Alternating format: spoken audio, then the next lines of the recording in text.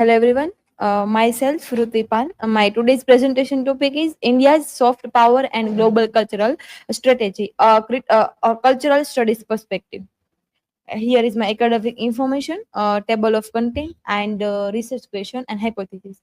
My research question is: how does India utilize culture and media as the instrument of soft power to shape its global image and influence while balancing cultural nationalism with democratic inclusivity? And hypothesis is India's soft power strength lies in its ability to merge tradition with modernity, projecting a civilizational yet progressive identity. However, the politicization of culture and rise of popularist narratives may limit its universal appeal unless anchored in pluralism and authenticity. And the interdisciplinary lens, cultural and power. Culture is just a song and isn't just a song and dance. It is a tool where for example, when a country's movie become a popular worldwide, they make popular people like that country more, which is from of power and concept of the soft power. This is the power of attraction. Think of like it like a popular kid in school. Everyone wants to be friends with, and people are drawn to their style, not force. And identity negotiation. This is like a person who grew up in the US with Indian parents. They might love celebrating Thanksgiving, but also Diwali, blending both identities. And Indians ranked 29 in 2024 brand finance global soft power index, showing a steadily rise in perception for cultural diplomacy and heritage influence. A theoretical foundation, Williams culture materialism. Culture is everything. Culture is not just art, it's the whole way we live. For example, the fact that India has many public holidays for different religions. It is the culture of diversity. And economics and culture. Making a movie is not just art, is a business. When the government gave Bollywood industry's status, it was like giving it a business loan, helping it grow and spread worldwide. And Ministry of External Affairs report said the cultural diplomacy is a core instrumental of India's foreign policy. And the power and identity in cultural relationship. Bollywood roles. Bollywood is like a mirror that shows the India who they are, but it also helps shape that image. Diaspora's role. An Indian living in London might watch a Bollywood film or to feel connected to home, using it to navigate their dual identity. And global comparison. This is similar to how K-pop makes people around the world interested in South Korea and wants to learn Korean. India and for example, we can say the India and China are like two talented siblings. They compare themselves to each others and have a complicated relationship based on both past figure and future opportunities. Media as a tool of political power, global parallels. Media ownership power. If you own a TV channel, media is a power. If you own a TV channel, you decide what news to show, and it's like being the editor of the school newspaper and choosing which stories feature. For example, NDTV, the equivalent of NDTV is like one company buying a major news channel, leading to concern that the news might now favor for the government. And global pattern is this happens everywhere. Fox News in the US is known for supporting Republicans, just as the Sun in the UK supported Brexit. And cultural studies, theories in action, new historicism. A movie from 19th about love might be simple, but a recent movie like Article 15 directly talk about caste politics, reflecting today's social issue. And post-colonial theory. RRR is like a superhero fantasy where India's beat their British colonizer. It's rewriting history in a more empowering way. Cultural materialism. The government supporting the film industry is like giving a booster rocket or a satellite. It helps Indian culture reach a global audience. Case studies in India and the world. Bollywood.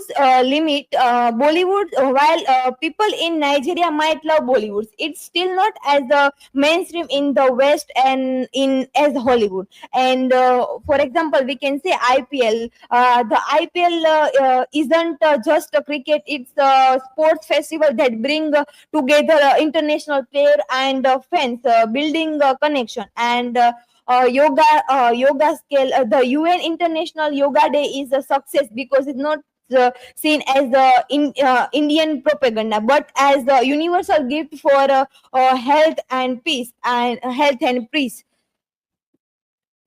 And the Chin India idea, this was the idea that India and Chin as ancient civilization could team up, but in reality they are more like a business partner who are not fierce competition. And the RRR phenomenon and global cinematic nationalism.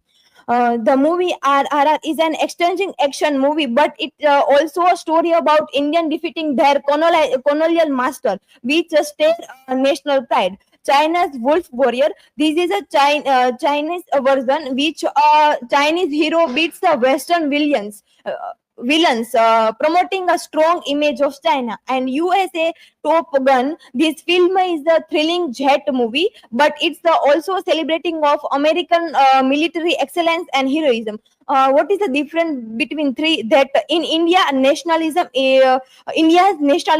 is in film often feel more like a popular celebration, while China's feel more like a government message. The internal external divine. Soft power weaken when domestic issue contradict external image. And India's, for example, we can say the Manipur violence and challenge unity image. And USA, the US promotes itself as a leader of democracy, but the capital riot made that claim seems weaker of their countries. And Chin India versus the democratic world. The idea, this was the dream that the India and China, as the ancient Asian civilization, could become a team to counter Western influence. But what is the reality? They are too different. It's like two chiefs with a different recipe trying to run the same kitchen. Same kitchen. India is a democracy. Not that much, but we can say India, where China is not, and the reality. So Indian states team up with other democratic like the US, Japan, and Australia. It's like choosing friend who share your core values. The populist playback global tempest myth past cultural nationalism leader bidding, and the result is mobilizing yet polarism limiting global appeal. And the future aspect, beyond the Bollywood promote southern Korean like Tollywood or Mollywood, which have huge fan base and promotes inclusive multi-language narrative. Research how AI and social media shape India's evolving or soft power landscape. Conclusion: India's rise is an example of identity negotiation, and success depend on credibility, inclusivity, and plural storytelling. Here is my learning outcome, and here is a reference. Thank you.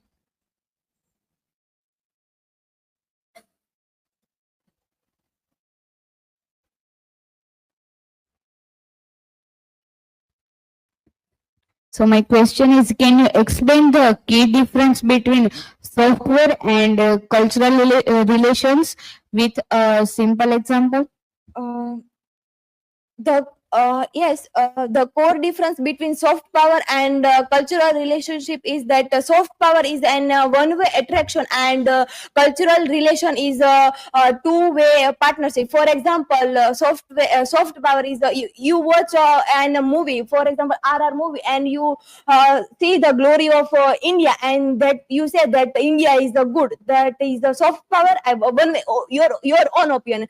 And if we can say cultural relation is a two two-way partnership. For example, India and France doing and exhibition, and in this way, the tutor which we get income. Both country will get fan base and also get income.